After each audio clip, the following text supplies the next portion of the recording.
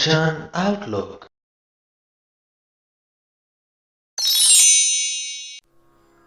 ਸ਼੍ਰੀ ਗੁਰੂ ਗ੍ਰੰਥ ਸਾਹਿਬ ਜੀ ਦੇ 426ਵੇਂ ਅੰਗ ਤੇ ਵਿਰਾਜਮਾਨ ਬਾਣੀ ਦੇ ਵਿੱਚੋਂ ਦੋ ਪੰਕਤੀਆਂ ਉੱਗੜ ਕੇ ਸਾਹਮਣੇ ਆਉਂਦੀਆਂ ਨੇ ਤੇ ਉਹਨਾਂ ਦੋਹਾਂ ਦੇ ਅਰਥ ਅਸੀਂ ਚੰਗੀ ਤਰ੍ਹਾਂ ਸਮਝਣੇ ਨੇ। ਇੱਕ ਕਾਰਜ ਹੈ, ਟਾਸਕ ਹੈ ਜੋ ਅਸੀਂ ਕਰਨਾ ਹੈ, ਤੇ ਦੂਸਰਾ ਸਵਾਲ ਹੈ ਜਿਸ ਦਾ ਉੱਤਰ ਸਾਨੂੰ ਮਿਲਣਾ ਹੈ। ਇੱਕ ਪੰਕਤੀ ਹੈ, ਆਪੈ ਆਪ ਪਛਾਣਿਆ ਸਾਧ ਮੀਠਾ ਭਾਈ, ਤੇ ਦੂਸਰਾ ਸਵਾਲ, ਇਹੋ ਮਨੁਆ ਕਿਉਂ ਕਰ ਵਸ ਆਵੈ।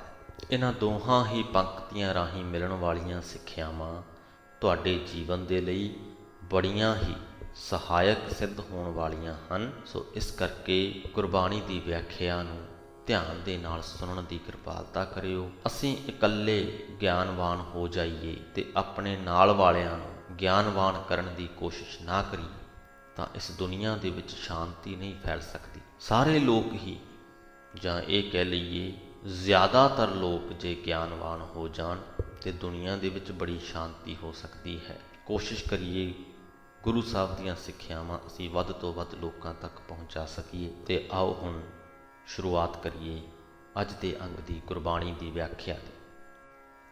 ਆਸਾ ਮਹਿਲਾ ਤੀਜਾ। ਆਪੈ ਆਪ ਪਛਾਣਿਆ ਸਾਧ ਮੀਠਾ ਭਾਈ, ਹਰ ਰਸ ਚਾਖਿਆ ਮੁਕਤ ਭਏ, ਜਿਨ੍ਹਾਂ ਸਾਚੋ ਭਾਈ। ਜਦੋਂ ਅਸੀਂ ਆਪਣੇ ਆਪੇ ਦੀ ਪਛਾਣ ਕਰ ਲਈਏ, ਆਪਣੇ ਆਤਮਿਕ ਜੀਵਨ ਦੀ ਪੜਤਾਲ ਕਰ ਲਈਏ, ਆਤਮਿਕ ਜੀਵਨ ਨੂੰ ਖੰਗਾਲ ਲਈਏ ਤਾਂ ਪ੍ਰਮਾਤਮਾ ਦਾ ਨਾਮ ਸਾਨੂੰ ਮਿੱਠਾ ਲੱਗਣ ਲੱਗਦਾ ਹੈ। ਜ਼ਿੰਦਗੀ ਦੇ ਵਿੱਚ ਸਵਾਦ ਆਉਣ ਲੱਗਦਾ ਹੈ। ਆਪੇ ਨੂੰ ਪਛਾਣਨ ਦੇ ਅਰਥ ਕੀ ਹਨ, ਇਹ ਆਪਾਂ ਵੀਡੀਓ ਦੇ ਵਿੱਚ ਅੱਗੇ ਚੱਲ ਕੇ ਜਾਣਾਂਗੇ, ਕਿਉਂਕਿ ਪੰਕਤੀ ਦੇ ਅਰਥ ਸਿਰਫ ਇਹੀ ਬਣਦੇ ਨੇ ਕਿ ਜਦ ਅਸੀਂ ਆਪਣੇ ਆਪੇ ਨੂੰ ਪਛਾਣ ਲਈਏ ਤਾਂ ਜੀਵਨ ਮਿੱਠਾ ਲੱਗਣ ਲੱਗਦਾ ਹੈ, ਪ੍ਰਮਾਤਮਾ ਦਾ ਨਾਮ ਮਿੱਠਾ ਲੱਗਣ ਲੱਗਦਾ ਹੈ। ਹਰ ਰਸ ਚਾਖਿਆ ਮੁਕਤ ਭਏ। ਜਦ ਅਸੀਂ ਪ੍ਰਮਾਤਮਾ ਦੇ ਨਾਮ ਰਸ ਨੂੰ ਚੱਖ ਲਈਏ ਤਾਂ ਮਾਇਆ ਦੇ ਮੋਹ ਤੋਂ ਆਜ਼ਾਦ ਹੋ ਜਾਂਦੇ ਹਾਂ। ਉਹ ਸੱਚਾ ਪ੍ਰਮਾਤਮਾ, ਸਦਾ ਥਿਰ ਰਹਿਣ ਵਾਲਾ ਪ੍ਰਮਾਤਮਾ ਸਾਡੇ ਹਿਰਦੇ ਦੇ ਵਿੱਚ ਪਿਆਰਾ ਲੱਗਣ ਲੱਗਦਾ ਹੈ।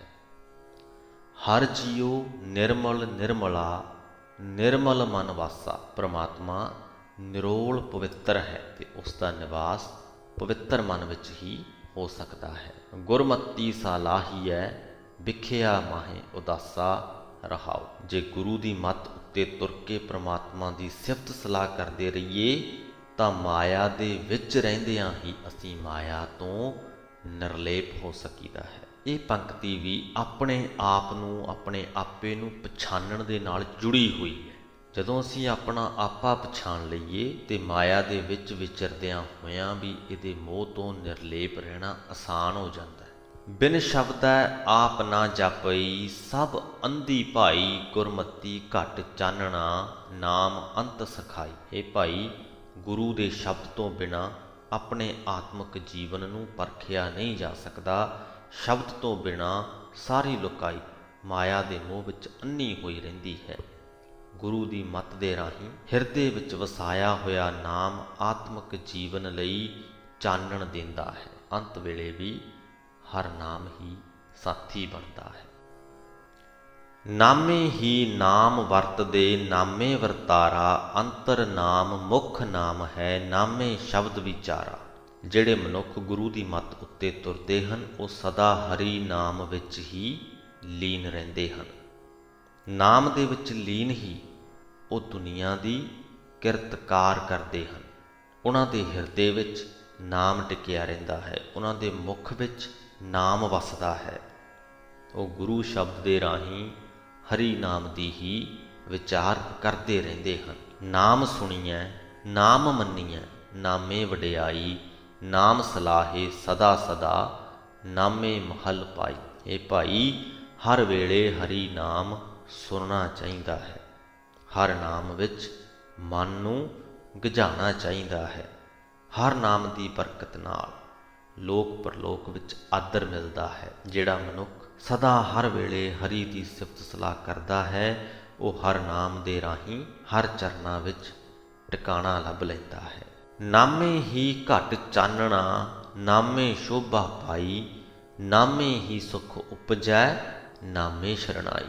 ਇਹ ਭਾਈ, ਹਰੀ ਨਾਮ ਦੇ ਰਾਹੀਂ ਹਿਰਦੇ ਵਿੱਚ ਆਤਮਿਕ ਜੀਵਨ ਦੇ ਲਈ ਚਾਨਣ ਪੈਦਾ ਹੁੰਦਾ ਹੈ, ਹਰ ਥਾਂ ਸ਼ੋਭਾ ਮਿਲਦੀ ਹੈ, ਆਤਮਿਕ ਆਨੰਦ ਪ੍ਰਾਪਤ ਹੁੰਦਾ ਹੈ। ਇਸ ਕਰਕੇ ਸਾਨੂੰ ਹਰੀ ਦੀ ਹੀ ਸ਼ਰਨ ਪਏ ਰਹਿਣਾ ਚਾਹੀਦਾ ਹੈ। ਬਿਨ ਨਾਵੈ ਕੋਈ ਨਾ ਮੰਨੀਐ, ਮਨਮੁਖ ਪਤ ਗਵਾਈ, ਜਮਪੁਰ ਬਾਧੇ ਮਾਰੀਐ, ਬਿਰਥਾ ਜਨਮ ਗਵਾਈ। ਨਾਮ ਸਿਮਰਨ ਤੋਂ ਬਿਨਾਂ ਕੋਈ ਪ੍ਰਮਾਤਮਾ ਦੀ ਦਰਗਾਹ 'ਤੇ ਮੰਨਿਆ ਨਹੀਂ ਜਾਂਦਾ, ਉਹਨੂੰ ਉੱਥੇ ਆਦਰ ਨਹੀਂ ਮਿਲਦਾ। ਆਪਣੇ ਮਨ ਦੇ ਪਿੱਛੇ ਤੁਰਨ ਵਾਲਾ ਮਨੁੱਖ ਪ੍ਰਭੂ ਦੀ ਦਰਗਾਹ ਵਿੱਚ ਆਪਣੀ ਇੱਜ਼ਤ ਗਵਾ ਬੈਠਦਾ ਹੈ। ਇਹੋ ਜਿਹੇ ਮਨੁੱਖ ਜਮ ਦੀ ਪੁਰੀ ਵਿੱਚ ਬੱਝੇ ਮਾਰ ਖਾਂਦੇ ਹਨ ਵਿਕਾਰਾਂ ਹੱਥੋਂ। ਉਹ ਆਪਣਾ ਮਨੁੱਖਾ ਜਨਮ ਵਿਅਰਥ ਗਵਾ ਜਾਂਦੇ ਹਨ। ਨਾਮੈ ਕੀ ਸਭ ਸੇਵਾ ਕਰੈ, ਗੁਰਮੁਖ ਨਾਮ ਬੁਝਾਈ, ਨਾਮੋ ਹੀ ਨਾਮ ਮੰਨੀਐ, ਨਾਮੇ ਵਡਿਆਈ। ਇਹ ਭਾਈ, ਸਾਰੀ ਲੋਕਾਈ ਹਰ ਨਾਮ ਜਪਣ ਵਾਲੇ ਦੀ ਸੇਵਾ ਕਰਦੀ ਹੈ। ਨਾਮ ਜਪਣ ਦੀ ਸੂਝ ਗੁਰੂ ਬਖਸ਼ਦਾ ਹੈ। ਹਰ ਥਾਂ ਨਾਮ ਜਪਣ ਵਾਲੇ ਨੂੰ ਹੀ ਆਦਰ ਮਿਲਦਾ ਹੈ। ਨਾਮ ਦੀ ਬਰਕਤ ਨਾਲ ਹੀ ਲੋਕ ਪਰਲੋਕ ਵਿੱਚ ਇੱਜ਼ਤ ਮਿਲਦੀ ਹੈ। ਜਿਸਨੂੰ ਦੇਵੈ ਤਿਸ ਮਿਲੈ, ਗੁਰਮਤੀ ਨਾਮ ਬੁਝਾਈ, ਨਾਨਕ ਸਭ ਕਿਛ ਨਾਵੈ ਕੈ ਵਸ ਹੈ, ਪੂਰਾ ਭਾਗ ਕੋ ਪਾਈ। ਇਹ ਭਾਈ, ਹਰੀ ਨਾਮ ਸਿਰਫ ਉਸੇ ਨੂੰ ਮਿਲਦਾ ਹੈ ਜਿਸ ਨੂੰ ਹਰੀ ਆਪ ਦਿੰਦਾ ਹੈ, ਜਿਸ ਨੂੰ ਗੁਰੂ ਦੀ ਮੱਤ ਉੱਤੇ ਤੋਰ ਕੇ ਨਾਮ ਸਿਮਰਨ ਦੀ ਸੂਝ ਉਹ ਪ੍ਰਮਾਤਮਾ ਆਪ ਬਖਸ਼ਦਾ ਹੈ। ਇਹ ਨਾਨਕ, ਹਰੇਕ ਆਦਰ ਮਾਣ ਹਰ ਨਾਮ ਦੇ ਵਸ ਵਿੱਚ ਹੈ। ਕੋਈ ਵਿਰਲਾ ਮਨੁੱਖ ਵੱਡੀ ਕਿਸਮਤ ਨਾਲ ਹਰ ਨਾਮ ਪ੍ਰਾਪਤ ਕਰਦਾ ਹੈ। ਆਸਾ ਮਹਿਲਾ ਤੀਜਾ। ਦੁਹਾਗਣੀ ਮਹਿਲ ਨਾ ਪਾਇਨੀ, ਨਾ ਜਾਣਨ ਪਿਰ ਕਾ ਸੁਆਉ, ਫਿੱਕਾ ਬੋਲੇ ਨਾ ਨਿਭੈ, ਦੂਜਾ ਭਾਉ ਸੁਆਉ। ਮੰਦੇ ਭਾਗਾਂ ਵਾਲੀਆਂ ਜੀਵ ਇਸਤਰੀਆਂ ਪ੍ਰਭੂ ਪਤੀ ਦਾ ਟਿਕਾਣਾ ਨਹੀਂ ਲੱਭ ਸਕਦੀਆਂ। ਉਹ ਪ੍ਰਭੂ ਪਤੀ ਦੇ ਮਿਲਾਪ ਦਾ ਆਨੰਦ ਨਹੀਂ ਮਾਣ ਸਕਦੀਆਂ। ਉਹ ਖਰਵਾ ਬੋਲਦੀਆਂ ਹਨ, ਲਿਖਣਾ ਨਹੀਂ ਜਾਣਦੀਆਂ। ਮਾਇਆ ਦਾ ਪਿਆਰ ਹੀ ਉਹਨਾਂ ਦੀ ਜ਼ਿੰਦਗੀ ਦਾ ਪਿਆਰ ਬਣਿਆ ਰਹਿੰਦਾ ਹੈ। ਜੀਵ ਇਸਤਰੀਆਂ ਦੀ ਸਿਰਫ ਉਦਾਹਰਣ ਹੈ। ਇੱਥੇ ਜੀਵ ਇਸਤਰੀ ਸਾਰੇ ਹੀ ਜੀਵ, ਸਾਰੇ ਹੀ ਮਨੁੱਖ ਹਨ ਤੇ ਪਤੀ ਉਹ ਪਰਮਾਤਮਾ ਹੈ। ਇਹੋ ਮਨੁਆ ਕਿਉਂ ਕਰ ਵਸ ਆਵੈ। ਸਵਾਲ ਪੁੱਛਦੇ ਹਨ ਕਿ ਹੇ ਭਾਈ, ਕੀ ਤੈਨੂੰ ਪਤਾ ਹੈ ਇਹ ਮਨ ਕਿਸ ਤਰ੍ਹਾਂ ਕਾਬੂ ਵਿੱਚ ਆਉਂਦਾ ਹੈ? ਅਗਲੀ ਹੀ ਪੰਕਤੀ 'ਚ ਜਵਾਬ ਵੀ ਦਿੰਦੇ ਹਨ, ਗੁਰ ਪ੍ਰਸਾਦੀ ਠਾਕੀਐ, ਗਿਆਨ ਮਤੀ ਘਰ ਆਵੈ ਰਹਾਉ। ਕਹਿੰਦੇ ਵੇਖੋ, ਇਸ ਮਨ ਨੂੰ ਗੁਰੂ ਦੀ ਕਿਰਪਾ ਨਾਲ ਹੀ ਵਿਕਾਰਾਂ ਵੱਲੋਂ ਰੋਕਿਆ ਜਾ ਸਕਦਾ ਹੈ। ਗੁਰੂ ਦੇ ਬਖਸ਼ੇ ਹੋਏ ਗਿਆਨ ਦੀ ਮੱਤ ਦੇ ਆਸਰੇ ਇਹ ਮਨ ਅੰਤਰ ਆਤਮੇ ਆ ਟਿਕਦਾ ਹੈ, ਕਿਉਂਕਿ ਗੁਰੂ ਸਾਨੂੰ ਪ੍ਰੇਰਿਤ ਕਰਦਾ ਹੈ ਅੰਦਰ ਝਾਤੀ ਮਾਰਨ ਦੇ ਲਈ, ਆਪਣਾ ਆਪਾ ਪਛਾਣਨ ਦੇ ਲਈ, ਸਾਡੇ ਜੀਵਨ ਦਾ ਸਹੀ ਮਕਸਦ ਪਛਾਣਨ ਦੇ ਲਈ। ਜਦ ਇਹ ਗੱਲਾਂ ਸਾਨੂੰ ਸਮਝ ਦੇ ਵਿੱਚ ਆ ਜਾਵਣ ਤਾਂ ਅਸੀਂ ਜੋ ਕੁਝ ਵੀ ਕਰਦੇ ਹਾਂ ਉਹ ਸਾਡੇ ਜੀਵਨ ਦੇ ਉਸ ਇਲਾਹੀ ਮਕਸਦ ਦੀ ਪੂਰਤੀ ਲਈ ਕਰਦੇ ਹਾਂ, ਨਾ ਕਿ ਇਨਸਟੈਂਟ ਗ੍ਰੈਟੀਫਿਕੇਸ਼ਨ ਯਾਨੀ ਕਿ ਤੁਰਤ ਪੈਰ ਸਵਾਦ ਹਾਸਲ ਕਰਨ ਦੇ ਲਈ। ਸਾਡਾ ਮਨ ਵੱਸ ਦੇ ਵਿੱਚ ਨਾ ਹੋਣਾ, ਇਹਦਾ ਕਾਰਨ ਹੈ, ਇਹਦਾ ਅਰਥ ਇਹ ਹੈ ਕਿ ਅਸੀਂ ਜੀਵਨ ਦੇ ਹਰ ਪਲ ਦੇ ਵਿੱਚ ਤੁਰਤ ਪੈਰ ਇੱਕਦਮ ਸਵਾਦ ਹਾਸਲ ਕਰਨਾ ਚਾਹੁੰਦੇ ਹਾਂ। ਸਾਡੇ ਜੀਵਨ ਦੇ ਇਲਾਹੀ ਮਕਸਦ ਨੂੰ ਨਹੀਂ ਸਮਝਦੇ। ਕੁਝ ਵੀ ਕਰਨ ਤੋਂ ਪਹਿਲਾਂ ਅਸੀਂ ਉਹਦੇ ਭਵਿੱਖ ਦੇ ਵਿੱਚ ਸਾਨੂੰ ਮਿਲਣ ਵਾਲੇ ਨਤੀਜਿਆਂ ਬਾਰੇ ਨਹੀਂ ਸੋਚਦੇ। ਅਸੀਂ ਇਹ ਤੱਕ ਵੀ ਨਹੀਂ ਸੋਚਦੇ ਕਿ ਇਹ ਜੋ ਅਸੀਂ ਕਰਨ ਜਾ ਰਹੇ ਹਾਂ ਇਹਦਾ ਸਾਡੀ ਸੋਚ ਤੇ ਸਾਡੀ ਅਕਲ ਤੇ ਕਿੰਝ ਦਾ ਅਸਰ ਹੋਏਗਾ, ਕਿਉਂਕਿ ਜਦੋਂ ਸਾਡੀ ਸੋਚ ਤੇ ਸਾਡੀ ਅਕਲ ਤੇ ਕਿਸੇ ਚੀਜ਼ ਦਾ ਅਸਰ ਹੋ ਜਾਏ ਤਾਂ ਉਹ ਸਾਡੀ ਬਾਕੀ ਰਹਿੰਦੀ ਸਾਰੀ ਜ਼ਿੰਦਗੀ ਦੇ ਲਈ ਸਾਡਾ ਸਾਥੀ ਬਣ ਜਾਂਦਾ। ਤੇ ਜੇ ਉਹ ਗੱਲ ਚੰਗੀ ਹੋਵੇ, ਜੇ ਗੁਰੂ ਦੀ ਸਿੱਖਿਆ ਹੋਵੇ ਜਿਹੜੀ ਸਾਡੀ ਅਕਲ ਤੇ ਅਸਰ ਕਰੇ, ਤਾਂ ਸਾਡੇ ਜੀਵਨ ਦੇ ਲਈ ਚੰਗੀ ਰਹਿੰਦੀ ਹੈ, ਸਾਡਾ ਜੀਵਨ ਸੁਖਾਲਾ ਹੁੰਦਾ। ਤੇ ਉੱਥੇ ਹੀ ਜੇਕਰ ਕੋਈ ਮਨਮੁਖੀ ਸੋਚ ਸਾਡੀ ਅਕਲ ਤੇ ਅਸਰ ਕਰ ਜਾਵੇ ਤਾਂ ਭਵਿੱਖ ਦੇ ਵਿੱਚ ਸਾਡੇ ਲਈ ਹੋਰ ਵੀ ਤੰਗੀ ਦਾ ਉਹ ਕਾਰਨ ਬਣ ਜਾਂਦੀ ਹੈ। ਸੋ ਜੇ ਅਸੀਂ ਆਪਣੇ ਮਨ ਨੂੰ ਕਾਬੂ 'ਚ ਕਰਨਾ ਹੈ, ਵੱਸ 'ਚ ਕਰਨਾ ਹੈ, ਟਿਕਾਣੇ 'ਤੇ ਲੈ ਕੇ ਆਉਣਾ, ਤਾਂ ਗੁਰੂ ਦੀ ਸਿੱਖਿਆ 'ਤੇ ਚੱਲਣਾ ਚਾਹੀਦਾ। ਗੁਰੂ ਦੀ ਮੱਤ ਦੇ ਆਸਰੇ ਹੀ ਅਸੀਂ ਇਹ ਹਾਸਲ ਕਰ ਸਕਦੇ ਹਾਂ। ਸੁਹਾਗਣੀ ਆਪ ਸਵਾਰਿਉਨ ਲਾਏ ਪ੍ਰੇਮ ਪਿਆਰ, ਸਤਿਗੁਰ ਕੈ ਭਾਣੈ ਚੱਲਦੀਆਂ ਨਾਮੇ ਸਹਿਜ ਸ਼ਿੰਗਾਰ। ਦੁਹਾਗਣਾ ਦੀ ਗੱਲ ਪਹਿਲੀਆਂ ਪੰਕਤੀਆਂ ਦੇ ਵਿੱਚ ਗੁਰੂ ਸਾਹਿਬ ਨੇ ਕੀਤੀ। ਹੁਣ ਸੁਹਾਗਣਾ ਦੀ ਗੱਲ ਕਰ ਰਹੇ ਨੇ, ਚੰਗੇ ਭਾਗਾਂ ਵਾਲੀਆਂ ਦੀ ਗੱਲ ਕਰ ਰਹੇ ਨੇ। ਗੁਰੂ ਸਾਹਿਬ ਕਹਿੰਦੇ ਚੰਗੇ ਭਾਗਾਂ ਵਾਲੀਆਂ ਨੂੰ ਆਪਣੇ ਪ੍ਰੇਮ ਪਿਆਰ ਦੀ ਦਾਤ ਦੇ ਕੇ ਪ੍ਰਮਾਤਮਾ ਨੇ ਆਪ ਸੋਹਣੇ ਜੀਵਨ ਵਾਲੀਆਂ ਬਣਾ ਦਿੱਤਾ ਹੈ। ਉਹ ਸਦਾ ਗੁਰੂ ਦੀ ਰਜ਼ਾ ਵਿੱਚ ਜੀਵਨ ਬਿਤਾਉਂਦੀਆਂ ਹਨ। ਨਾਮ ਵਿੱਚ, ਆਤਮਿਕ ਅਡੋਲਤਾ ਵਿੱਚ ਟਿਕੇ ਰਹਿਣਾ ਉਹਨਾਂ ਦੇ ਆਤਮਿਕ ਜੀਵਨ ਦਾ ਸ਼ਿੰਗਾਰ ਹੈ। ਸਦਾ ਰਾਵੈ ਪਿਰ ਆਪਣਾ ਸੱਚੀ ਸੇਜ ਸੁਭਾਈ, ਪਿਰ ਕੈ ਪ੍ਰੇਮ ਮੋਹੀਆਂ ਮਿਲ ਪ੍ਰੀਤਮ ਸੁਖ ਪਾਈ। ਉਹ ਜੀਵ ਇਸਤਰੀਆਂ ਸਦਾ ਆਪਣੇ ਪ੍ਰਭੂ ਪਤੀ ਨੂੰ ਹਿਰਦੇ ਵਿੱਚ ਵਸਾਈ ਰੱਖਦੀਆਂ ਹਨ। ਪ੍ਰੇਮ ਦੀ ਬਰਕਤ ਨਾਲ ਉਹਨਾਂ ਦਾ ਹਿਰਦਾ ਪ੍ਰਭੂ ਪਤੀ ਵਾਸਤੇ ਸਦਾ ਟਿਕੀ ਰਹਿਣ ਵਾਲੀ ਸੇਜ ਬਣਿਆ ਰਹਿੰਦਾ ਹੈ। ਇਸ ਤਰ੍ਹਾਂ ਆਤਮਿਕ ਆਨੰਦ ਪ੍ਰਾਪਤ ਕਰਕੇ ਪ੍ਰੀਤਮ ਪ੍ਰਭੂ ਨੂੰ ਮਿਲ ਕੇ ਉਹ ਪ੍ਰਭੂ ਪਤੀ ਦੇ ਪ੍ਰੇਮ ਵਿੱਚ ਮਸਤ ਰਹਿੰਦੀਆਂ ਹਨ। ਗਿਆਨ ਅਪਾਰ ਸ਼ਿੰਗਾਰ ਹੈ, ਸ਼ੋਭਾਵੰਤੀ ਨਾਰ, ਸਾਸ ਭਰਾਈ ਸੁੰਦਰੀ, ਪਿਰ ਕੈ ਹੇਤ ਪਿਆਰ।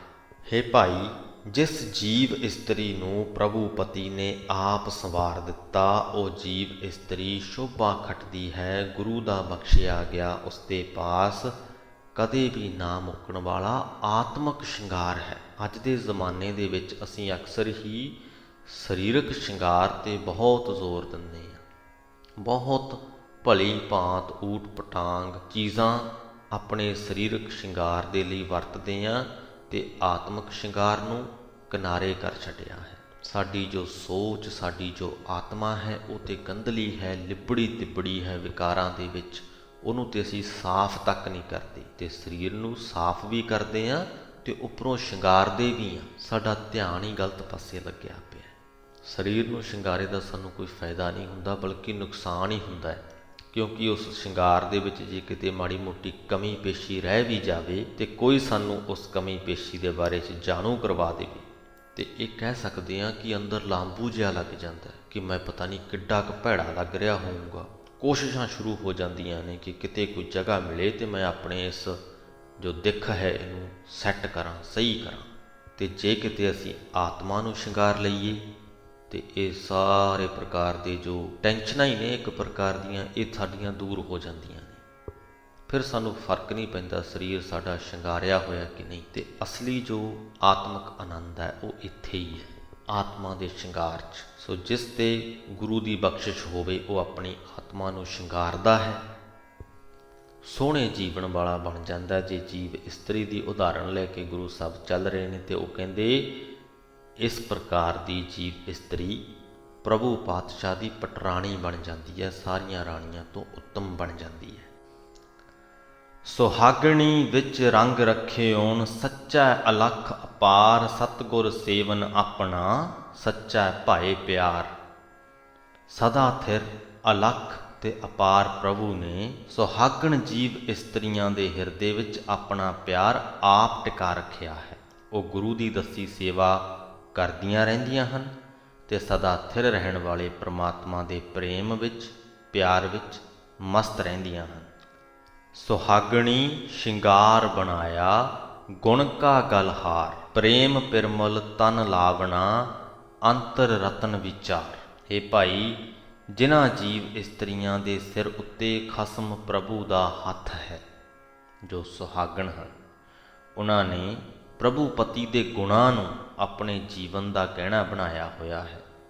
ਪ੍ਰਭੂ ਦੇ ਗੁਣਾਂ ਦਾ ਹਾਰ ਬਣਾ ਕੇ ਆਪਣੇ ਗਲ ਵਿੱਚ ਪਾਇਆ ਹੋਇਆ ਹੈ। ਉਹ ਪ੍ਰਭੂ ਪਤੀ ਦੇ ਪਿਆਰ ਦੀ ਸੁਗੰਧੀ ਨੂੰ ਆਪਣੇ ਸਰੀਰ ਉੱਤੇ ਲਾਉਂਦੀਆਂ ਹਨ।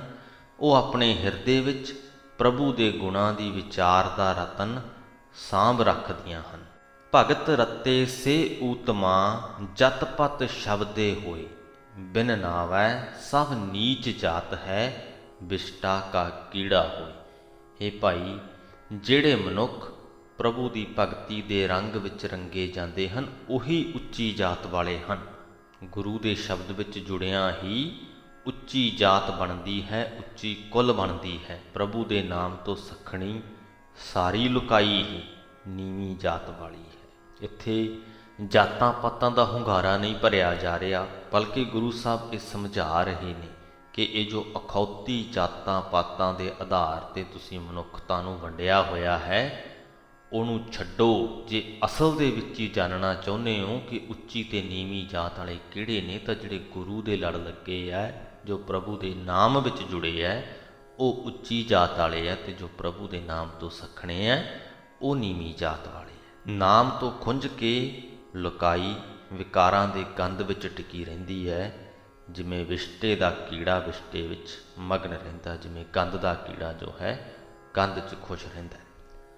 ਹਉ ਹਉ ਕਰਦੀ ਸਭ ਫਿਰੈ, ਬਿਨ ਸ਼ਬਦੈ ਹਉ ਨਾ ਜਾਏ। ਨਾਨਕ ਨਾਮ ਰਤੇ ਤਿਨ ਹਉਮੈ ਗਈ, ਸੱਚਾ ਰਹੇ ਸਮਾਏ। ਇਹ ਭਾਈ, ਪ੍ਰਭੂ ਦੇ ਨਾਮ ਤੋਂ ਖੁੰਝ ਕੇ ਸਾਰੀ ਲੁਕਾਈ ਹਉਮੈ ਹੰਕਾਰ ਵਿੱਚ ਆਫਰੀ ਫਿਰਦੀ ਹੈ, ਮੈਂ ਕਰਦੀ ਫਿਰਦੀ ਹੈ। ਗੁਰੂ ਦੇ ਸ਼ਬਦ ਤੋਂ ਬਿਨਾਂ ਇਹ ਹਉਮੈ ਦੂਰ ਨਹੀਂ ਹੋ ਸਕਦੀ। ਹੇ ਨਾਨਕ, ਜਿਹੜੇ ਬੰਦੇ ਪ੍ਰਮਾਤਮਾ ਦੇ ਨਾਮ ਰੰਗ ਵਿੱਚ ਰੰਗੇ ਜਾਂਦੇ ਹਨ, ਉਹਨਾਂ ਦੀ ਹਉਮੈ ਦੂਰ ਹੋ ਜਾਂਦੀ ਹੈ। ਉਹ ਸਦਾ ਥਿਰ ਰਹਿਣ ਵਾਲੇ ਪ੍ਰਮਾਤਮਾ ਦੀ ਯਾਦ ਵਿੱਚ ਲੀਨ ਰਹਿੰਦੇ ਹਨ। ਅਤੇ ਹੁਣ ਗੱਲ ਕਰੀਏ ਅਸੀਂ ਆਪਣੇ ਆਪੇ ਨੂੰ ਪਛਾਣਨ। ਅਸੀਂ ਸਾਰੇ ਕਿਰਤਕਾਰ ਕਰਦੇ ਹਾਂ। ਕੋਈ ਨੌਕਰੀ ਕਰਦਾ, ਕਿਸੇ ਦਾ ਆਪਣਾ ਕਾਰੋਬਾਰ ਹੈ। ਕੀ ਅਸੀਂ ਕਦੇ ਸੋਚਿਆ, ਕਦੇ ਵਿਚਾਰਨ ਦੀ ਕੋਸ਼ਿਸ਼ ਕੀਤੀ ਹੈ ਕਿ ਅਸੀਂ ਜਿਹੜੀ ਨੌਕਰੀ ਕਰ ਰਹੇ ਹਾਂ ਜਾਂ ਜਿਹੜਾ ਕਾਰੋਬਾਰ ਕਰ ਰਹੇ ਹਾਂ, ਉਹ ਕਿਉਂ ਕਰ ਰਹੇ ਹਾਂ? ਜੇ ਸੋਚਣ ਦੀ ਕੋਸ਼ਿਸ਼ ਕਰੀਏ, ਪ੍ਰਮੁੱਖ ਤੌਰ 'ਤੇ ਦੋ ਕਾਰਨ ਸਾਡੇ ਸਾਹਮਣੇ ਆਉਣਗੇ। ਇੱਕ ਤਾਂ ਇਹ ਕਿ ਜੀਵਨ ਜਿਉਣ ਦੇ ਲਈ ਪੈਸਾ ਚਾਹੀਦਾ, ਇਸੇ ਕਰਕੇ ਕੰਮ ਕਰਦੇ ਪਏ ਹਾਂ। ਸੋ ਇਹ ਇਨਾਮੀ ਪੱਖ ਹੈ ਕਿ ਸਾਨੂੰ ਕੰਮ ਦੇ ਬਦਲੇ 'ਚ ਪੈਸਿਆਂ ਰੂਪੀ ਇਨਾਮ ਮਿਲਦਾ ਹੈ। ਅਤੇ ਦੂਸਰੀ ਸਜ਼ਾ ਤੋਂ ਬਚਣ ਦੇ ਲਈ। ਸਜ਼ਾ ਉਹ ਕਿ ਜੇ ਕੰਮ ਨਾ ਕਰਾਂਗੇ ਤਾਂ ਭੁੱਖੇ ਮਰਾਂਗੇ, ਉਹ ਸਜ਼ਾ ਹੋਏਗੀ ਇੱਕ ਤਰ੍ਹਾਂ ਦੀ, ਉਹਦੇ ਤੋਂ ਬਚਣ ਦੇ ਲਈ। ਸੋ ਸਾਡੇ ਕੰਮ ਕਰਨ ਦਾ ਜੋ ਆਧਾਰ ਹੈ ਉਹ ਇਨਾਮ ਅਤੇ ਸਜ਼ਾ, ਜਾਣੀ ਰਿਵਾਰਡ ਅਤੇ ਪਨਿਸ਼ਮੈਂਟ ਬਣਿਆ ਹੋਇਆ ਹੈ। ਅਤੇ ਜਦੋਂ ਅਸੀਂ ਆਪਣਾ ਆਪਾ ਪਛਾਣ ਲਈਏ ਅਤੇ ਅਸੀਂ ਇਹਨਾਂ ਦੋਹਾਂ ਤੋਂ ਹੀ ਉੱਪਰ ਉੱਠ ਕੇ ਕੰਮ ਕਰਨ ਲੱਗਦੇ ਹਾਂ। ਅਸੀਂ ਕੰਮ ਦੇ ਲਈ ਕਰਨ ਲੱਗਦੇ ਹਾਂ। ਉਹਦੀ ਜੋ ਵੱਡੀ ਮਹੱਤਤਾ ਹੈ ਉਹਨੂੰ ਪਛਾਣ ਕੇ ਕਿ ਅਸੀਂ ਆਪਣੇ ਕੰਮ ਦੇ ਰਾਹੀਂ ਸਮਾਜ ਨੂੰ ਸੇਧ ਦੇ ਰਹੇ ਹਾਂ, ਕਿ ਅਸੀਂ ਆਪਣੇ ਕੰਮ ਦੇ ਰਾਹੀਂ ਸਮਾਜ ਦੇ ਲਈ ਲੋੜੀਂਦੀਆਂ ਵਸਤੂਆਂ ਪੈਦਾ ਕਰ ਰਹੇ ਹਾਂ, ਜਾਂ ਲੋੜੀਂਦਾ ਜੋ ਇਨਫਰਾਸਟਰਕਚਰ ਹੈ ਉਹ ਬਣਾ ਰਹੇ ਹਾਂ, ਡਿਜ਼ਾਇਨ ਕਰ ਰਹੇ ਹਾਂ। ਕਿ ਮੈਂ ਕੰਮ ਕਰ ਰਿਹਾ ਇਸ ਕਰਕੇ ਕਿਉਂਕਿ ਮੇਰੇ ਕੰਮ ਕਰਨ ਦੇ ਨਾਲ ਬਹੁਤਿਆਂ ਨੂੰ ਕੋਈ ਸਹੂਲਤ ਮਿਲ ਰਹੀ ਹੈ, ਉਹਨਾਂ ਦੀ ਸੁਵਿਧਾ ਦੇ ਲਈ ਮੈਂ ਕੰਮ ਕਰ ਰਿਹਾ। ਜਦੋਂ ਅਸੀਂ ਇਨਾਮ ਅਤੇ ਸਜ਼ਾ ਦੇ ਇਸ ਪ੍ਰਿੰਸੀਪਲ ਤੋਂ ਉੱਪਰ ਉੱਠ ਜਾਈਏ ਤਾਂ ਅਸੀਂ ਕੰਮ ਕਿਸੇ ਵੱਡੀ ਮਹੱਤਤਾ ਦੇ ਲਈ ਕਰਨ ਲੱਗਦੇ ਹਾਂ। ਅਸੀਂ ਆਪਣੇ ਕੰਮ ਦੇ ਪਿੱਛੇ, ਸਾਡੇ ਛੋਟੇ ਜਿਹੇ ਕੰਮ ਦੇ ਪਿੱਛੇ ਵੀ ਵੱਡੀ ਮਹੱਤਤਾ ਵੇਖਣ ਲੱਗਦੇ ਹਾਂ। ਇੱਕ ਸੜਕ ਨੂੰ ਬਣਾਉਣ ਦੇ ਵਿੱਚ ਛੋਟੇ ਤੋਂ ਛੋਟਾ ਦਰਜਾ ਮੇਰਾ ਖਿਆਲ ਕਿਸੇ ਮਜ਼ਦੂਰ ਦਾ ਹੋਏਗਾ, ਜਾਂ ਹੋ ਸਕਦਾ ਉਹਦੇ ਤੋਂ ਵੀ ਛੋਟਾ ਮੰਨਿਆ ਜਾਂਦਾ ਹੋਵੇ ਉਸ ਇਨਸਾਨ ਦਾ ਦਰਜਾ ਜੋ ਮਜ਼ਦੂਰਾਂ ਦੇ ਲਈ ਚਾਹ ਪਾਣੀ ਦਾ ਪ੍ਰਬੰਧ ਕਰਦਾ। ਉੱਥੇ ਉਹ ਮਨੁੱਖ ਜਿਨ੍ਹਾਂ ਨੇ ਆਪਣਾ ਆਪਾ ਨਹੀਂ ਪਛਾਣਿਆ ਹੋਇਆ, ਉਹ ਸੋਚਣਗੇ ਕਿ ਅਸੀਂ ਪੈਸਿਆਂ ਦੇ ਲਈ ਜਾਂ ਭੁੱਖਮਰੀ ਤੋਂ ਬਚਣ ਦੇ ਲਈ ਕੰਮ ਕਰਦੇ ਪਏ ਹਾਂ, ਇਨਾਮ ਦੇ ਲਈ ਜਾਂ ਸਜ਼ਾ ਤੋਂ ਬਚਣ ਦੇ ਲਈ ਕੰਮ ਕਰਦੇ ਪਏ ਹਾਂ। ਪਰ ਜੇ ਉਹ ਆਪਣਾ ਆਪਾ ਪਛਾਣ ਲੈਣ ਤੇ ਉਹੀ ਉਹਨਾਂ ਦੀ ਜੋ ਪ੍ਰੇਰਨਾ ਉਹ ਬਣ ਜਾਏਗੀ ਕਿ ਅਸੀਂ ਇਹ ਸੜਕ ਬਣਾ ਰਹੇ ਹਾਂ ਜਿੰਨੇ ਦੋ ਦੁਰੇਡੀਆਂ ਥਾਵਾਂ ਨੂੰ ਆਪਸ ਦੇ ਵਿੱਚ ਜੋੜਨ ਦਾ ਕੰਮ ਕਰਨਾ ਹੈ। ਇੱਕ ਮਹਾਨ ਕਾਰਜ ਹੈ, ਵੱਡਾ ਕਾਰਜ ਹੈ। ਇਸ ਕਾਰਜ ਦੇ ਵਿੱਚ ਆਪਣਾ ਯੋਗਦਾਨ ਪਾਉਣ ਦੇ ਲਈ ਅਸੀਂ ਕੰਮ ਕਰ ਰਹੇ ਹਾਂ, ਨਾ ਕਿ ਇਨਾਮ ਜਾਂ ਸਜ਼ਾ ਦੇ ਲਈ। ਉਹ ਤੇ ਮਿਲ ਹੀ ਜਾਣੀਆਂ ਨੇ। ਉਹ ਜਦੋਂ ਸਾਡੇ ਲਈ ਸੈਕੰਡਰੀ, ਦੂਜੇ ਦਰਜੇ ਦੀ ਮਹੱਤਤਾ ਰੱਖਣ ਲੱਗ ਜਾਣ, ਉਦੋਂ ਅਸੀਂ ਕਹਿ ਸਕਦੇ ਹਾਂ ਕਿ ਅਸੀਂ ਆਪਣਾ ਆਪਾ ਪਛਾਣ ਲਿਆ। ਕਈ ਵਾਰ ਇੰਜ ਵੀ ਹੁੰਦਾ ਕਿ ਇਸ ਇਨਾਮ ਨੂੰ ਪਾਉਣ ਦੇ ਲਈ ਜਾਂ ਸਜ਼ਾ ਤੋਂ ਬਚਣ ਦੇ ਲਈ ਅਸੀਂ ਨੌਕਰੀ ਕਰ ਰਹੇ ਹਾਂ, ਪਰ ਸਾਡਾ ਦਿਲ ਨਹੀਂ ਲੱਗ ਰਿਹਾ ਉਹਦੇ 'ਚ। ਕਿਉਂਕਿ ਅਸੀਂ ਉਸ ਕੰਮ ਨੂੰ ਕਰਨ ਦੇ ਲਈ ਅਸਲ 'ਚ ਬਣੇ ਹੀ ਨਹੀਂ, ਕਿਉਂਕਿ ਸਾਡੀ ਜੋ ਅੰਤਰ ਆਤਮਾ ਹੈ ਉਹਦੇ ਵਿੱਚ ਕੁਝ ਹੋਰ ਹੈ। ਸ਼ਾਇਦ ਅਸੀਂ ਕੋਈ ਲੇਖਕ ਬਣਨ ਦੇ ਜ਼ਿਆਦਾ ਯੋਗ ਹਾਂ, ਸ਼ਾਇਦ ਅਸੀਂ ਕਵੀ ਬਣਨ ਦੇ ਜ਼ਿਆਦਾ ਯੋਗ ਹਾਂ, ਪਰ ਕਿਉਂਕਿ ਉਹਦੇ ਵਿੱਚ ਪੈਸੇ ਦਾ ਇਨਾਮ ਮਿਲਣ ਦੀ ਸੰਭਾਵਨਾ ਘੱਟ ਹੈ, ਕਿਉਂਕਿ ਉਹਦੇ 'ਚ ਭੁੱਖਮਰੀ ਦੀ ਸਜ਼ਾ ਮਿਲਣ ਦੀ ਸੰਭਾਵਨਾ ਜ਼ਿਆਦਾ ਹੈ, ਇਸ ਕਰਕੇ ਅਸੀਂ ਉਹ ਕੰਮ ਨਹੀਂ ਕਰਦੇ ਜੋ ਸਾਡੇ ਦਿਲ ਦੇ ਅੰਦਰ ਹੈ, ਜੋ ਯੋਗਤਾ ਸਾਡੇ ਵਿੱਚ ਹੈ। ਅਤੇ ਇਹ ਗੱਲਾਂ ਸਾਨੂੰ ਸਾਡੇ ਜੀਵਨ ਦੀ ਸ਼ੁਰੂਆਤ, ਜਦੋਂ ਸਾਡਾ ਬਚਪਨ ਹੁੰਦਾ, ਜਦੋਂ ਸਾਨੂੰ ਸਕੂਲੇ ਪਾਇਆ ਜਾਂਦਾ ਹੈ, ਉਦੋਂ ਤੋਂ ਹੀ ਸਾਡਾ ਜੋ ਰਸਤਾ ਹੈ ਉਹ ਗਲਤ ਬਣਨਾ ਸ਼ੁਰੂ ਹੋ ਜਾਂਦਾ ਹੈ। ਉਦੋਂ ਤੋਂ ਹੀ ਸਾਨੂੰ ਚੰਗੇ ਨੰਬਰ ਲੈਣ ਦਾ, ਇੱਕ ਇਨਾਮ ਹਾਸਲ ਕਰਨ ਦਾ ਭੁੱਸ ਪਾਇਆ ਜਾਂਦਾ ਹੈ ਕਿ ਤੁਸੀਂ ਪੜ੍ਹਨਾ ਇਸ ਕਰਕੇ ਨਹੀਂ ਕਿ ਤੁਸੀਂ ਕੁਝ ਸਿੱਖੋਗੇ, ਕਿ ਉਹ ਪੜ੍ਹਾਈ ਤੁਹਾਡੇ ਜੀਵਨ ਨੂੰ ਸੇਧ ਦੇਗੀ, ਨਹੀਂ, ਤੁਸੀਂ ਪੜ੍ਹਨਾ ਇਸ ਕਰਕੇ ਹੈ ਕਿਉਂਕਿ ਚੰਗੇ ਨੰਬਰ ਲਓਗੇ ਤਾਂ ਤੁਹਾਡੀ ਵਾਹਵਾਹੀ ਹੋਏਗੀ, ਚੰਗੇ ਨੰਬਰਾਂ ਨਾਲ ਪਾਸ ਹੋਗੇ ਤਾਂ ਚੰਗੀ ਨੌਕਰੀ ਮਿਲੇਗੀ। ਇੱਥੋਂ ਹੀ ਸਾਡਾ ਇਹ ਜਿਹੜਾ ਸਿਸਟਮ ਆ ਉਹ ਖਰਾਬ ਹੋਣ ਲੱਗਦਾ ਹੈ, ਅਤੇ ਇੱਥੋਂ ਹੀ ਸਾਡੇ ਆਪੇ ਦੀ ਜੋ ਪਛਾਣ ਹੈ ਜਿਹੜੀ ਬਚਪਨ ਦੇ ਵਿੱਚ ਬਣਨੀ ਹੁੰਦੀ ਹੈ, ਕਿਉਂਕਿ ਅਸਲ ਦੇ ਵਿੱਚ ਇਹ ਸਮਝਿਆ ਜਾਂਦਾ ਕਿ ਬੱਚਾ ਇੱਕ ਕੋਰੀ ਸਲੇਟ ਵਰਗਾ, ਕਿ ਉਹਦੇ 'ਤੇ ਜੋ ਮਰਜ਼ੀ ਉੱਕਰ ਦੇਈਏ ਉਹੀ ਉਹਦੇ ਜੀਵਨ ਦੀ ਸੱਚਾਈ ਬਣ ਜਾਏਗਾ, ਪਰ ਨਹੀਂ, ਹਰ ਬੱਚਾ ਆਪਣੇ ਵਿੱਚ ਕੁਝ ਨਾ ਕੁਝ ਕਾਬਲੀਅਤ, ਕਿਸੇ ਨਾ ਕਿਸੇ ਖਾਸ ਮਕਸਦ ਦਾ ਪ੍ਰੇਮ ਲੈ ਕੇ ਪੈਦਾ ਹੁੰਦਾ ਹੈ, ਅਤੇ ਜੇ ਉਸ ਬੱਚੇ ਦੇ ਉਸੇ ਮਕਸਦ ਨੂੰ ਹੀ ਤਰਾਸ਼ਿਆ ਜਾਵੇ, ਪਹਿਲਾਂ ਉਹਦਾ ਪਤਾ ਕੀਤਾ ਜਾਏ ਕਿ ਇਸ ਬੱਚੇ ਦਾ ਇੰਟਰਸਟ ਕਿੱਧਰ ਹੈ, ਅਤੇ ਫਿਰ ਉਸੇ ਨੂੰ ਤਰਾਸ਼ਿਆ ਜਾਵੇ, ਅਤੇ ਉਹ ਬੱਚਾ ਬੇਹੱਦ ਖੁਸ਼ ਰਹੇਗਾ ਆਪਣੇ ਜੀਵਨ 'ਚ। ਪਰ ਅਸੀਂ ਇਨਾਮ ਅਤੇ ਸਜ਼ਾ ਵਾਲੇ ਪ੍ਰਿੰਸੀਪਲ 'ਤੇ ਕੰਮ ਕਰਦੇ ਹੋਏ ਉਹਨੂੰ ਅਲੱਗ ਪ੍ਰਕਾਰ ਦਾ ਪੁੱਸ ਪਾ ਕੇ ਉਹਦਾ ਜੋ ਆਪਾ ਸੀ, ਆਪੇ ਦੀ ਉਹਦੀ ਜੋ ਅਸਲ ਪਛਾਣ ਸੀ, ਉਹਦੇ ਤੋਂ ਉਹਨੂੰ ਦੂਰ ਕਰ ਦਿੰਦੇ ਹਾਂ। ਸੋ ਅਸੀਂ ਆਪਣੇ ਅੰਦਰ ਝਾਤੀ ਮਾਰੀਏ, ਕੋਸ਼ਿਸ਼ ਕਰੀਏ ਜਾਣਨ ਦੀ ਕਿ ਸਾਡਾ ਆਪਾ ਕੀ ਹੈ, ਅਸਲ ਦੇ ਵਿੱਚ ਅਸੀਂ ਕਿੱਥੇ ਬਿਲੋਂਗ ਕਰਦੇ ਹਾਂ, ਕਿੱਥੇ ਜੁੜਦੇ ਹਾਂ, ਕਿਹੜਾ ਉਹ ਕੰਮ ਹੈ ਜਿਹਨੂੰ ਕਰਦੇ ਹੋਏ ਸਾਨੂੰ ਸਮੇਂ ਦਾ ਅੰਦਾਜ਼ਾ ਨਹੀਂ ਰਹਿੰਦਾ, ਕਿਹੜਾ ਉਹ ਕੰਮ ਆ ਜਿਹਦੇ 'ਚ ਅਸੀਂ ਖੁੱਭ ਜਾਂਦੇ ਹਾਂ। ਫਲੋ ਸਟੇਟ ਇੱਕ ਹੋਰ ਪ੍ਰਿੰਸੀਪਲ ਹੈ, ਇੱਕ ਹੋਰ ਟੌਪਿਕ ਹੈ ਜਿਹੜਾ ਵਿਗਿਆਨਕ ਭਾਸ਼ਾ ਦੇ ਵਿੱਚ ਵਰਤਿਆ ਜਾਂਦਾ ਕਿ ਮਨੁੱਖ ਫਲੋ ਸਟੇਟ 'ਚ ਚੱਲ ਗਿਆ, ਭਾਵ ਕਿ ਉਹ ਆਪਣੇ ਕੰਮ 'ਚ ਇੰਨਾ ਮਗਨ ਹੋ ਗਿਆ ਕਿ ਉਹਨੂੰ ਸਮੇਂ ਦਾ ਅੰਦਾਜ਼ਾ ਨਹੀਂ ਰਹਿੰਦਾ, ਉਹ ਆਪਣੇ ਕੰਮ ਨੂੰ ਇੰਨਾ ਇਸ ਹੱਦ ਤੱਕ ਮਾਣਦਾ, ਆਨੰਦ ਮਾਣਦਾ ਆਪਣੇ ਕੰਮ ਨੂੰ ਕਰਨ 'ਚ। ਉਹਦਾ ਕਾਰਨ ਵੱਡਾ ਇਹੀ ਹੁੰਦਾ ਕਿ ਉਹ ਕੰਮ ਅਸਲ ਦੇ ਵਿੱਚ ਜੋ ਉਹਦੇ ਅੰਦਰ ਹੈ ਉਹਦੇ ਨਾਲ ਮੇਲ ਖਾਂਦਾ ਹੈ, ਉਹ ਕੰਮ ਉਹਦੇ ਆਪੇ ਦੇ ਨੇੜੇ ਹੈ। ਸੋ ਉਮੀਦ ਕਰਦੇ ਹਾਂ ਕਿ ਇਹ ਆਪਾ ਪਛਾਣਨ ਦੀ ਜੋ ਕਲਾ ਹੈ, ਇਹਦੇ ਬਾਰੇ 'ਚ ਤੁਹਾਨੂੰ ਕੁਝ ਨਾ ਕੁਝ ਜ਼ਰੂਰ ਸਮਝ ਆਇਆ ਹੋਵੇਗਾ। ਤੁਸੀਂ ਜ਼ਰੂਰ ਆਪਣੇ ਅੰਦਰ ਝਾਤੀ ਮਾਰਨ ਦੀ ਕੋਸ਼ਿਸ਼ ਕਰੋਗੇ, ਤੁਸੀਂ ਜ਼ਰੂਰ ਆਪੋ ਆਪਣੇ ਕੰਮਾਂ ਦੇ ਵਿੱਚ ਇੱਕ ਵੱਡਾ ਮਕਸਦ ਲੱਭਣ ਦੀ ਕੋਸ਼ਿਸ਼ ਕਰੋਗੇ, ਆਪਣੇ ਮਨ ਨੂੰ ਉਸ ਪਾਸੇ ਵੱਲ ਨੂੰ ਮੋੜਨ ਦੀ ਕੋਸ਼ਿਸ਼ ਕਰੋਗੇ ਕਿ ਅਸੀਂ ਇਸ ਵੱਡੇ, ਇਸ ਮਹਾਨ ਕਾਰਜ ਦੇ ਲਈ ਇਹ ਕੰਮ ਕਰਦੇ ਪਏ ਹਾਂ, ਨਾ ਕਿ ਇਨਾਮ ਹਾਸਲ ਕਰਨ ਦੇ ਲਈ ਜਾਂ ਸਜ਼ਾ ਤੋਂ ਬਚਣ ਦੇ ਲਈ। ਸੋ ਇੱਥੇ ਹੀ ਅੱਜ ਦੀ ਇਸ ਵੀਡੀਓ ਦੀ ਸਮਾਪਤੀ ਕਰਦੇ ਹਾਂ ਜੀ। ਬੁਲਾਓ ਫਤਿਹ। ਵਾਹਿਗੁਰੂ ਜੀ ਕਾ ਖਾਲਸਾ, ਵਾਹਿਗੁਰੂ ਜੀ ਕੀ ਫਤਿਹ।